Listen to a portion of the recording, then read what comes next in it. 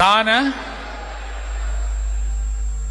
C. Joseph Vijay எனும் நான்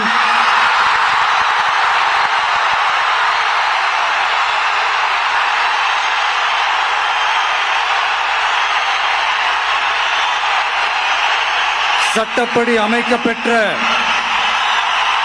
இந்திய அரசியல் அமைப்பின்பால் உண்மையான நம்பிக்கையும் மாறா பற்றும் என்றும் இந்திய நாட்டின் ஒப்பில்லாத முழு முதல் ஆட்சியையும் ஒருமையையும் நிலை நிறுத்துவேன் என்றும் தமிழ்நாட்டு அரசின் முதலமைச்சராக